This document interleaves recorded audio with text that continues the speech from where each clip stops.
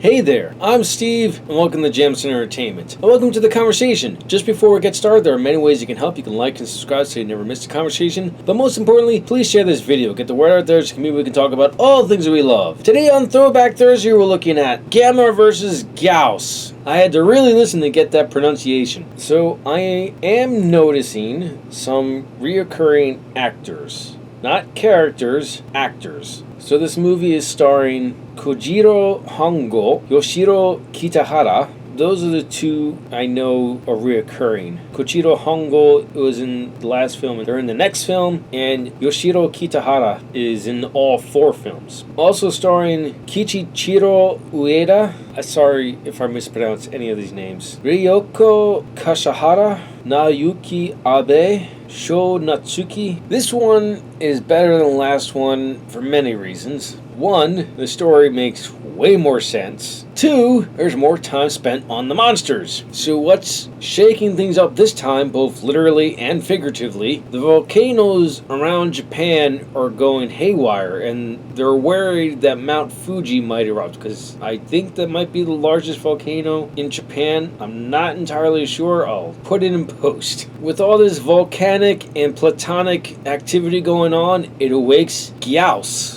And one of the characters in this one is a kid, and he actually does serve a purpose, but his purpose could have been given to any other character. The kid's name is Eiichi, but let me continue where I left off with the beginning of the story. Not only does it wake up Gyaos, but it also attracts Gamera, because he's attracted to heat, because that's his sustenance. So far, the only reason why Gamera has fought Barugan and Gyaos, I guess it's a territorial thing. And in this one, it brings back the fact that he's willing to help out kids. So Eiichi is the grandson of the village elder, and the village is under construction. It's an expressway that's supposed to go through the village, and more or less the government is trying to do eminent domain, buying up the village from villagers so they can build their expressway, and the grandfather's whole plan is to hold out until they get enough money, and then they'll be rich. It's a subplot that doesn't really need to exist. They can do the whole big monster fight, and the movie can play out more or less the way it does without the whole expressway villager subplot,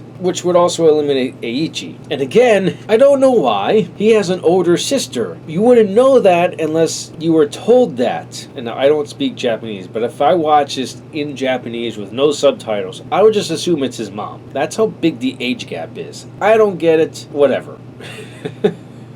But the purpose Eiichi serves is he names Gyaos. He got the name simply because that's how the creature sounds when it makes its roars and stuff. It sounds like it's saying Gyaos. And through a series of events, the way the kid encounters Gyaos is there's a reporter trying to get the big story. He's on this hiking trail that leads to this area. It's glowing green. So never explain why it glows green other than the fact that it's a healing force for Gyaos. So it's basically his home, and he can heal there. It shows him healing there. The reporter convinces Eiichi to take him to the cave so he can get the big scoop. Well, Gyaos wakes up and it shakes the mountain, starting to cause a cave-in. The reporter is a coward and he flees. The kid's fine anyway. He gets abducted by Gyaos, and then Gamera saves him and brings him safely back to the village. From there, it goes back and forth between the military and the construction workers working with scientists to figure out how to take down Gyaos. And every so often, the kid will have an idea. Like I said, he could have given anyone this role. The kid doesn't service the plot that much, but he's not annoying, so that's good. I don't know if it's me or budget for these films just keeps going down because the effects get way worse. Oh my god, these effects are bad. So when they're putting the monsters and the humans in the same scenes together, it is so incredibly obvious that they're just acting against the screen. It just looks so two-dimensional. It doesn't look three-dimensional at all. And King Kong was able to achieve this 20 to 30 years earlier. Explain that one. King Kong, an older movie, was able to achieve far better effects. Now, that's probably due to the budget that these Gamera movies have.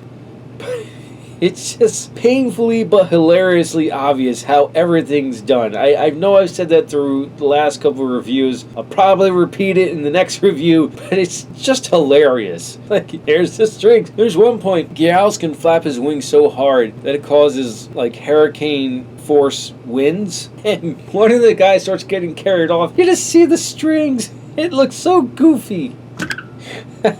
So these movies are still enjoyable. I'm definitely more than likely going to be recommending you get these on Blu-ray. But we still got one more to go. Those are my thoughts on Gamera vs. Gyaos. Let me know your thoughts in the comments below. Thank you for watching, and live your imagination.